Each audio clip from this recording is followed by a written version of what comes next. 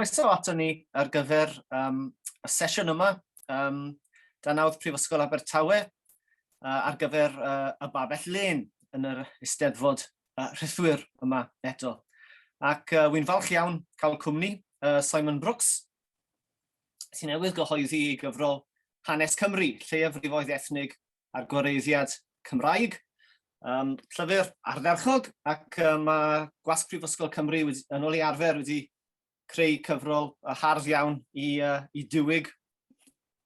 Felly, cyfle i fi drafod y gyfrol gyda Simon yw'r sesiwn. Mae Simon, fel byddwch chi'n gwybod, yn athro cyswllt am Prifysgol Abertawe ac gydweithiwr agos a fi'n edrych mlaen trafod y llyfr gyda fe. Felly, Simon, falle taw'r lle i gychwyn yw i ti jyst gyflwyno'r llyfr, pwrpas y llyfr, beth oedd dy fwriad i wrth fynd ati i'w lunio fe? Wel, mae'n llyfr nes i gychwyn amser maith yn ôl a deud y gwir, rhyw 15 mlynedd yn ôl. A pan oedd y drafodaeth ynghylch aml ddiwylliannedd ac aml ethnigrwydd yn mynd ymlaen yng Nghymru, ond ddim efallai'n cael cymaint o sylw ac mae wedi bod yn ei gael yn ddiweddar. Ac y dybiaeth ymysg rhai ysgolheigion ar y pryd oedd bod aml ddiwylliannedd ac aml ethnigrwydd yng Nghymru yn gysylltiedig ar y iaith wyddrifol yn ben y foll, sef gyda iaith Saesneg. Felly mi oedd yna dybiaeth bod yn Gymraeg felly, siarad y Gymraeg, bod yn rhan o gymuned Gymraeg ei iaith, yn gysylltiedig hefo bod yn Gymreig, hynny yw perthyn i hunaniaeth benodol, falle o ran cenedligrwydd neu ethnigrwydd yr oedd pobl yn ei dybio oedd yn wyn neu yn Gymreig. Felly, prif nod y llyfr ydy dangos yn hanesyddol, achos dwi'n cychwyn yn oes y Rhyddeiniaid, cyfnod pryd mae genedl Gymraeg yn dod i'r fydolaeth, hyd heddiw. Y prif nod y llyfr ydy dangos nad ydy'r dybiaeth yna ddim yn wir. Mae'r gymuned Gymraeg, ei iaith, wedi bod yn aml ethnig ac yn aml ddiwylliannol erioed a hyd ei hanes. A felly beth wi wedi ceisio gwneud yn y llyfr ydy dangos gwahanol cyd-destunau lle mae hynny'n wir o ran y canol oesoedd, o ran y cyfnod modern cynnar, o ran gwahanol grwpiau ethnig yn y cyfnod modern efallai, y Roma, er enghraifft, y Siprwn Cymraeg, Gwyddelod, Iddewon, pobl ddi, hefyd y Saeson, hyd yn oed grŵp ethnig eitha diddorol a deud y gwir, yn y cyswllt Cymraeg ei iaith, ac hefyd wedi edrych wedyn hynt a helynt y Cymru y tu allan i Gymru, boed hynny yn fel gwladychwyr, mae Cymru wedi bod yn wladychwyr fel pobloedd Ewropeaidd eraill, mewn rhannau eraill o byd, neu fel lleiafrif ethnig yn Lloegr, lle oedden nhw yn ffurfio lleiafrif eitha distadl a dibwys a deud y gwir. Ac mae hynny'n ddiddorol hefyd, dwi'n meddwl, o ran edrych a hanes y Cymru fel mewn bydwyr i wlad arall hefyd. Ac felly, eisiau gwneud y cwbl o'n ni, dangos nad ydy'r pynciau yma aml ethnigrwydd ac aml ddiwylliannau ddim yn ddieithr i ni fel gymuned, bod nhw'n berthnasol, yn hynod berthnasol a deud y gwir. A felly, dyna pam wedi sgwennu llyfr, mwyn ceisio goleuo y drafodaeth ynglyn â hynny.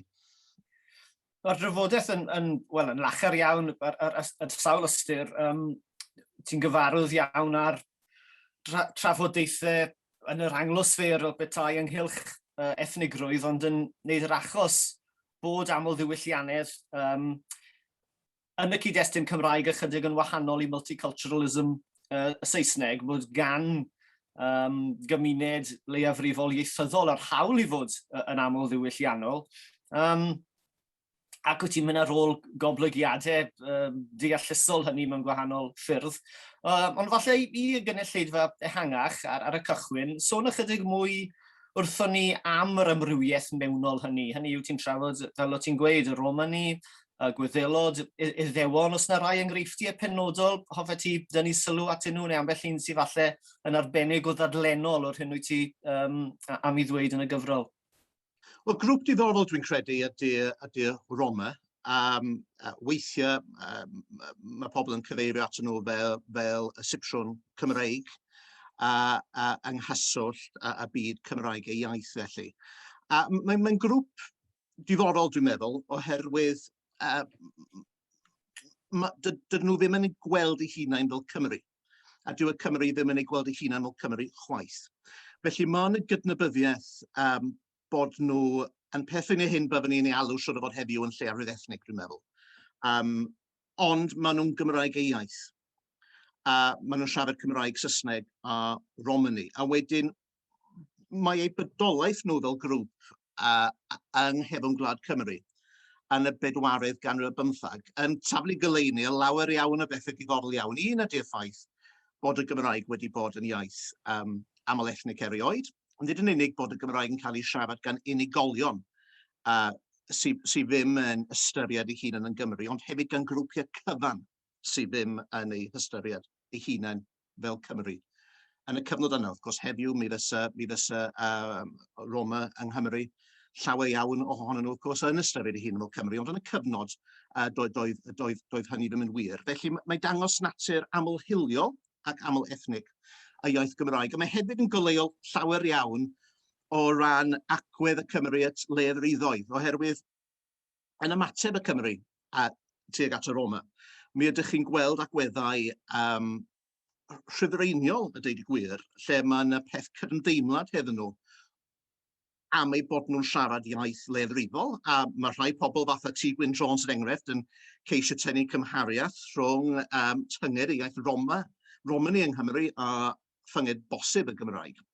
Ond ydych chi hefyd yn gweld yno agweddau bychanus, sarhaus a hiliol tuag at y Roma. A dwi'n meddwl bod hyn wedi bod oherwydd natur y Cymru fel grŵp wyn, Ewropeaidd, ond sydd hefyd yn lleafrifol ei hunain, mae patrwm yma yn dod i'r wyneb y dro ar ôl tro.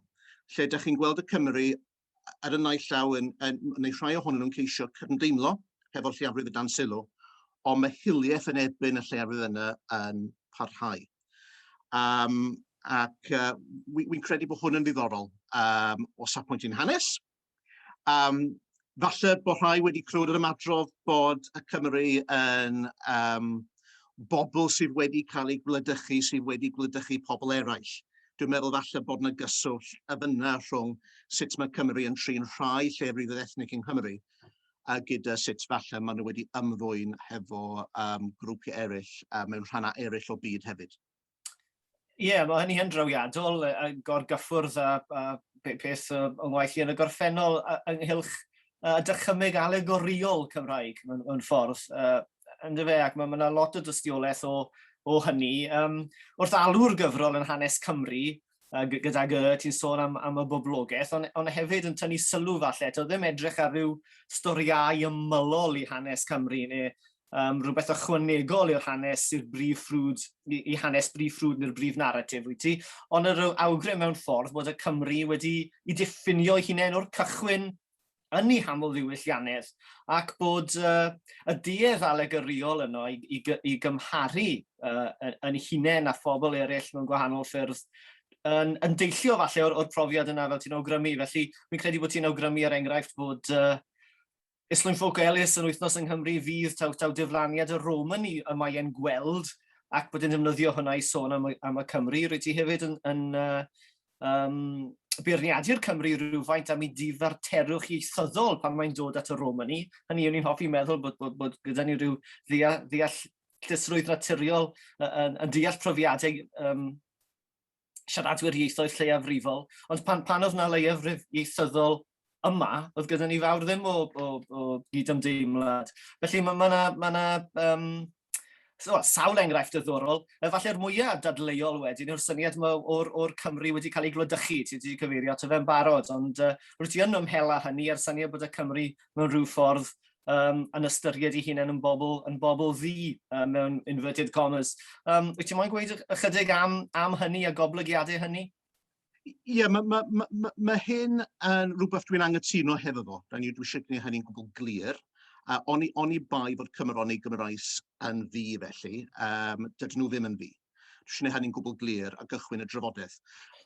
Sech hynny, mae'n amlwg yn y traddodiad Cymraeg rhwng dydyn ni canol y 19eg ganrif a'r 1980au dydyn ni, bod yna trwp yn y byd Cymraeg, lle mae Cymru Gymraeg yn ei cymharu ei hunain hefo lleafrifoedd gwrthryfedig mewn rhannau eraill o'r byd. Y bai grŵp sydd yn dod i'r olwg lle maen nhw'n gwneud hynny'n aml ydy pobloedd rodorol mewn rhannau eraill o'r byd a phobl ddi. A ydych chi'n gweld y gymhariaeth yma eto ac eto ac eto ac eto ac eto. Nawr, mae yna peth mantais yn gallu bod, of course, i gymhariaethau o'r math yma i'r raddau felly bod nhw'n ceisio creu undod rhwng gwahanol pobl yn rhyngwladol. Ond, of course, hefyd, mae yna wahaniaeth sylfaenol rhwng y profiad o fod yn lleiafrif o ran hil oherwydd lliw croen a phrofiad y Cymru, sef bod yn lleiafrif o ran cenedligrwydd neu o ran iaith neu o ran tarddiad yn yr ystyr mae nhw oedd y bobl gyntaf yn Ynys Prydain, neu'n gweld ei hunain fel y bobl gyntaf sydd, of course, yr un mor bwysig. Ac mae hynny yn ddiddorol. Un peth dwi yn trafod yn y llyfr falle ydy yn y traddodiad Cymraeg ei hunain, falle bod yna fwy o gyfiawnhad dros edrych yn fwy gyfalus ar y gymhariaeth rhwng myth y Cymru, mae hwy ydy pobl rodorol Ynys Prydain a hanesion a chwedlau ynglyn â pobl rodorol yn rhannau eraill o byd. Nid o ran gwneud unrhyw gymhariaeth o ran hanes o ran gwledychiaeth, na gychwaith o ran sut maen nhw wedi cael eu trin. Dydy Cymru ddim wedi cael eu trin mor wael â phobloedd rodorol mewn rhannau eraill o byd. Ond mae'n diddorol sech hynny fod y Cymru yn hanesyddol wedi diffinio'i hunain fel pobl rodorol. A mae hynny yn cael effaith y beth maen nhw'n wneud wedyn yn y byd. Enghraifft y genhadaeth Gymreig, Brynia Casia, enghraifft, yng Ngogledd-ddwyrain, yr India felly, rhai o ynysoedd y Pacific. Mae'r dybiaeth yma gen y Cymru bod nhw'n bobl rodorol eu hunain yn cael effaith ac yn cael dylanwad a sut maen nhw'n ymwneud hefo cenhedloedd eraill. A wedyn dwi'n trafod hynny hefyd yn y llyfr.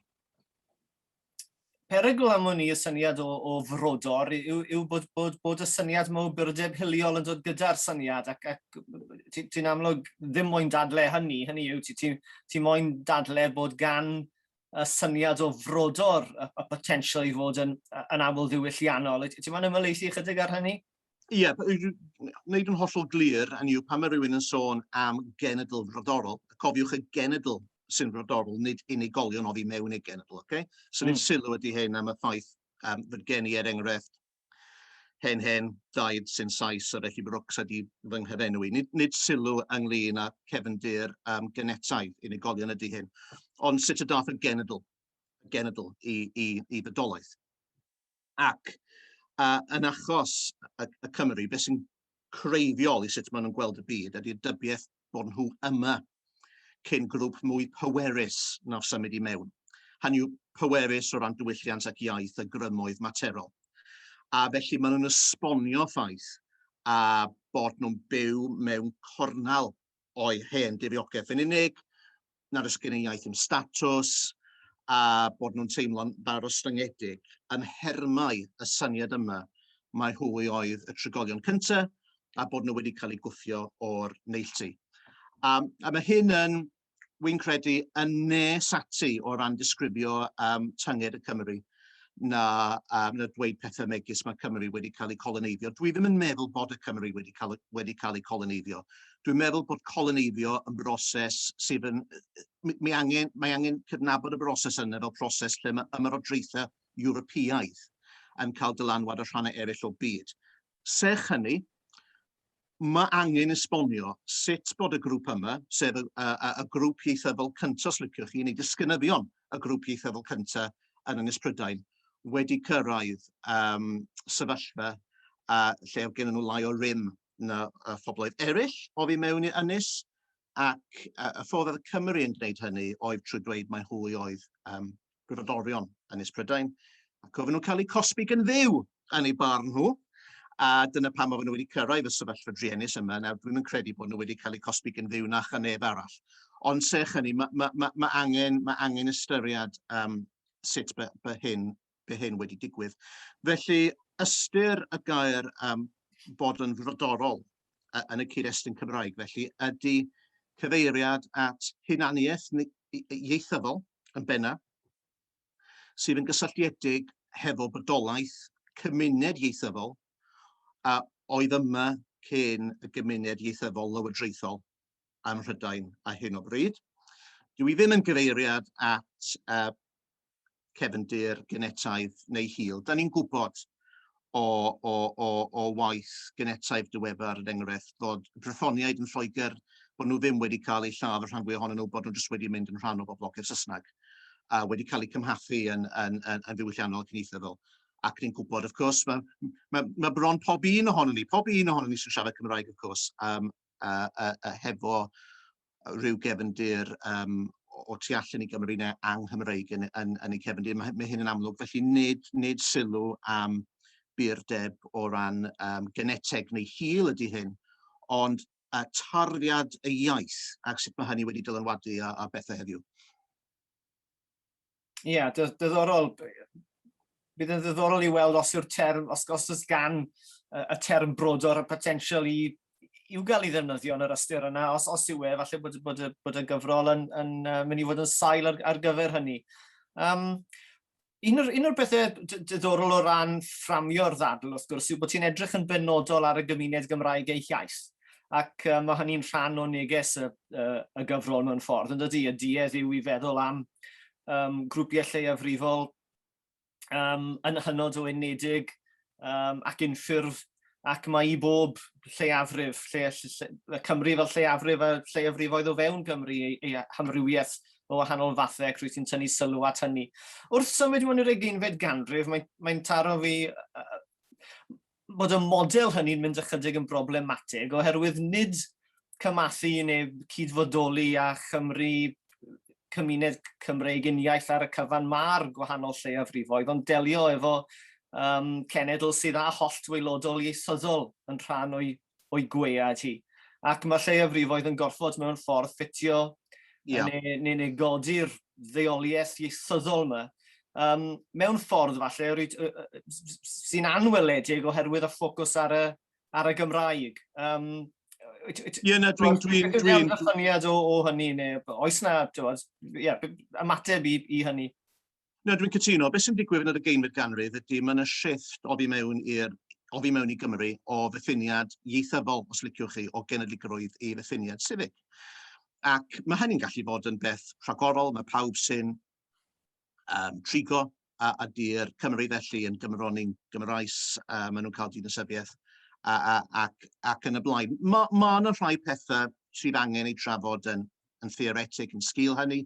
Un ydy, of course, i ba raddau mae unrhyw unigolyn yn perthyn i un gymuned ieithyddol yn unig, megis y gymuned Gymraeg neu gymuned Saesneg, neu mae'n gwirionedd yn perthyn i'r ddwy, neu mae'n gwirionedd yn perthyn i uned diriogaethol, da ni'n meddwl amdano fe fel cenedl heb feddwl am iaith fel y Cymru.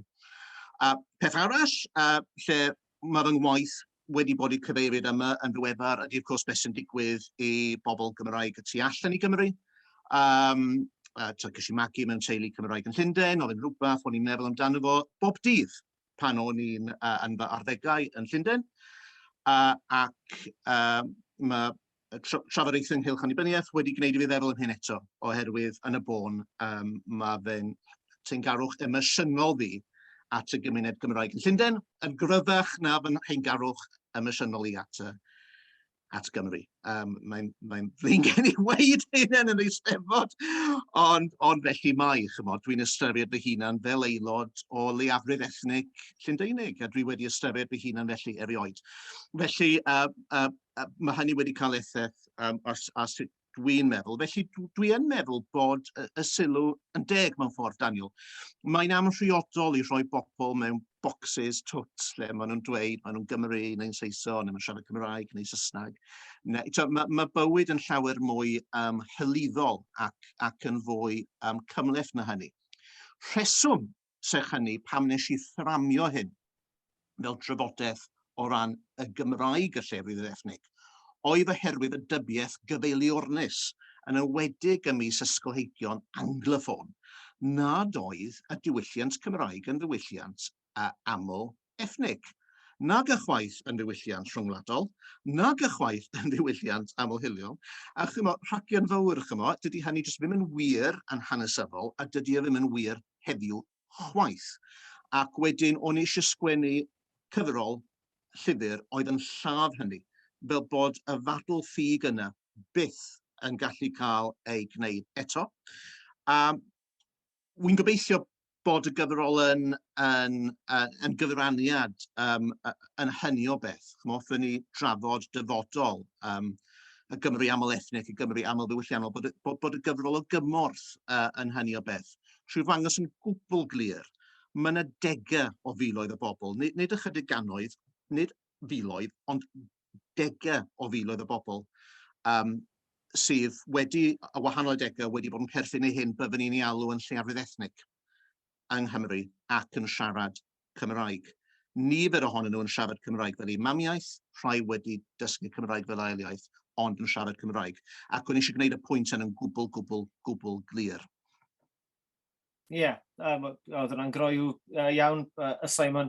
Falle pwynt olaf i gweld mae'r cloc yn dechrau'n curo ni yma, yw just y diffiniad yma felly, lleiafrif ethnig, oherwydd rwyt ti'n trafod lleiafrifoedd ethnig o fewn y gymuned Gymraeg, ac ambell dro fel petai'n sôn am y Cymru Gymraeg yn lleiafrif ethnig. Yw'r Cymru Gymraeg yn lleiafrif ethnig yn unig mewn llefydd fel Lerpwl a Llundain pan maen nhw'n gadael tiriogaeth Cymru, neu oes na ddadl, wel, oes na ddadl, gallu di ddefnyddio'r termau, fel fyno ti mewn ffordd, ond oes na ddadl bod y Cymru Cymraeg yn lleiafrif ethnig o fewn Cymru ei hun? Wel, beth dyn ni'n gwybod o ran bob trafodaeth o ethnigrwydd y cil ydy bod y pethau yma'n gyd-estynol. Mae'n dibynnu ar gyd-estyn bob tro. Nawr, wrth ethnigrwydd, dydyn ni ddim yn golygu hil. Bod na diodd ddiweddar, dwi'n meddwl, yn y cyfryngau poblogaidd i gyfystyru mai beth. Tydy ethnigrwydd ddim yn golygu hil. Beth mae ethnigrwydd yn cyfeirio ato fo ydy ymwybyddiaeth, hun yn ymwybyddiaeth yn aml iawn sydd gan grŵp nodol, bod y rhan fwyaf ohonyn nhw, nid pob un ohonyn nhw, ond llawer ohonyn nhw, yn tarfu o'r un lle yn ddiwylliannol ac yn ieithyddol, bod ganddyn nhw myth cyffredin ynglyn o lle maen nhw'n dŵad, a weithiau mae'n y gysylltiad y teuluol hefyd mewn grwpiau bach rhwng y bobl yma. Dyna beth dyn ni'n golygu gan ethnigrwydd. Rhyw ymwybyddiaeth ydy o fod y wahanu mwyafrif mewn gwirionedd o ran y hunaniaeth honno. Nawr, mae hyn yn amlwg yn wir am y Cymru yn Lloegr, yn Lerpwl enghraifft yn y 415, mae'n lleiafrif ethnig. Mae'n amhosib dadlau fel arall. Gyda chi 40 o filoedd o Gymru yn byw yno, maen nhw'n siarad Cymraeg, mae gen nhw'n sefydliadau Cymraeg, maen nhw'n wynebu xenophobia a strydoedd yn Lerpwl, maen nhw'n wynebu camwahaniaethu yn y fach yn swyddi, maen nhw'n trosglwyddo hunaniaeth i'r ail genhedlaeth, trydydd genhedlaeth, bedwaredd genhedlaeth, a maen nhw'n gwneud hyn yng nghyd-destun Lerpwl. Dyn nhw ddim rili yn poeni am Gymru a deud y gwir. Mae hwnna yn lleiafrif ethnig, right? Nawr, yn y cyswllt Cymreig, yn y Gymru gyfoes, dyw Cymru gwyn yng Nghymru ddim yn lleiafrif ethnig. Gwysyn ni hynny'n glir. Sech hynny, mae yna rhai adegau yn y gorffennol lle dwi'n meddwl falle bod Cymru Cymraeg gwyn wedi cael ei rhoi mewn blwch nid anhebyg i leiafrif ethnig. So enghraifft o hynny o bosib fysa Caerdydd yn ystod hanner cyntaf yr ugeinfed ganrif, cyn bod ni'n dechrau sôn am gael gwladwriaeth Gymraeg, pan oedd y boblogaeth Gymraeg yng Nghaerdydd yn fach iawn, pan nad oedd na ddim addysg Gymraeg ar gael. Mae yna lot o dystiolaeth a deud y gwir bod Cymru Cymraeg gwyn. Doedden nhw ddim yn cael eu trin fel pobl fi yng Nghaerdydd yr amser, pobl fi yng Nghaerdydd yn wynebu hiliaeth noeth. Doedd Cymru Gymraeg gwyn ddim. Ond mae yna beth tystiolaeth bod nhw'n cael eu trin mewn ffordd nid yn hebyg i rhai grwpiau lleiafrifol ethnig gwyn yng Nghaerdydd, megis grwpiau Ewropeaidd oedd yno. A mae'n hun yn gofiannau yn sôn am hyn, felly dwi'n trafod hynny. Mae ethnigrwydd bob tro yn hylifol. Mae hynny dod yn ni, wy'n meddwl peth arall pwysig mewn ystyriaethau diwylliannol cyfoes, sef hunan ddythiniad. Yn y diwedd, mater o hunan ddythinio, of course, ydy sut mae rhywun yn edrych ar ei hymagweddu tuag at hyn. Hynny yw, mae hawl gen rhywun i fod yn Gymro neu Gymraes, os maen nhw'n dymuno bod yn Gymro neu'n Gymraes, a byddwn ni'n dweud hefyd bod gyda nhw hawl i golefu hunaniaeth leiafrifol ethnig hefyd, o fi mewn i'r fframwaith yna, os mae dyna yw ei dymuniad, ac dwi'n ceisio dadlau hynny yn y gyfrol hefyd. Ie, diolch Simon. Ydy, mae'r elfen o gyd-destynoli, mae'n gryf iawn yn y gyfrol. Pan ti'n sôn am dyfogwraeth dy hunan, ond mae'r gyfrol hefyd gobeithio, fi'n siŵr bod ti'n teimlo hyn, yn agor cil y drws ar sawl hanes y gellid ei archwilio ymhellach, a gobeithio yn y dyfodol y bydd na Gymru o drasau Afro-Caribeaidd ac Indiaidd a Pakistanaidd ac yn y blaen yn mynd ar ôl eu Cymru nhw mewn ffordd. Ie, hynny yw, ynglyn am safbwynt personol i, mae hyn yn beth mawr mewn ysgolheictod diweddar. Standpoint epistemology ydy'r gair mawr mewn Saesneg, hynny yw bod chi'n ysgrifennu am eich grŵp eich hun.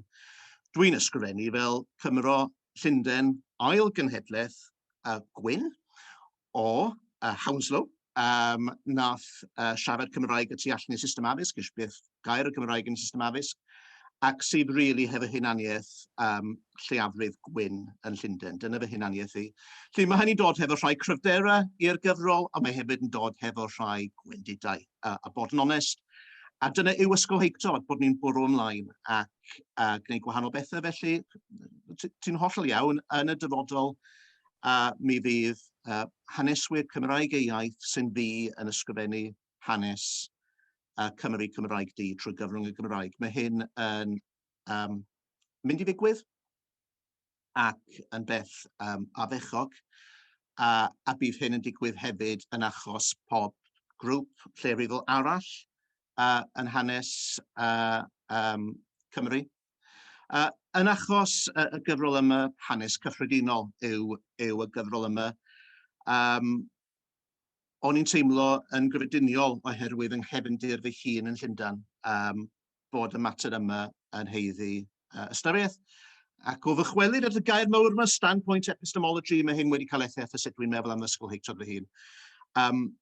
Dwi ddim yn gwybod os mae hon fydd yng nghyfrol ola am Gymru achos mae pethau llun sy'n braidd yn melodramatic yn dwi, ond mae'n bosib mae hon fydd fy nghyfrol ola am Gymru oherwydd dwi yn dymuno ysgrifennu hanes y gymuned Gymraeg yn Lloegr nawr, a dwi'n meddwl bydd hynny yn prosiect sydd yn cymryd 50-15 mlynedd. Dyna dwi'n dymuno ei wneud. Dwi'n teimlo bod y hanes yna ddim wedi cael ei ysgrifennu.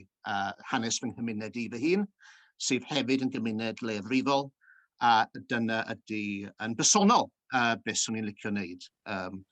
Hefo fy ngweithgaraidd ysgolheigaidd dros y degawd nes yma. Felly, ond y pwynt da chi'n neud ynglyn a hanes wedi, of course, yn gwbl gywir. Wel, edrychwn ni mlaen i weld datblygiad hwnna, Simon.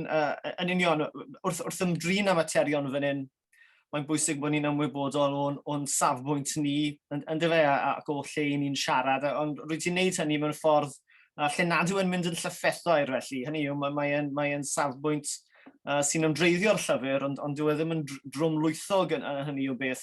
Ac mae'r amrywiaeth o bobloedd ac o leisiau o fewn y gyfrol, y Gymru amrywiol, y Gymru sy'n derbyn ffoaduriaid, y Gymru hiliol, y Gymru sydd wedi gwthio bobl i ffwrdd.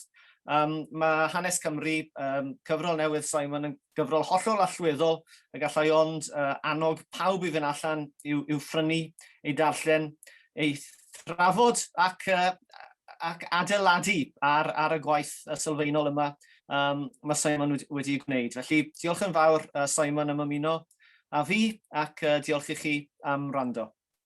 Diolch o galon.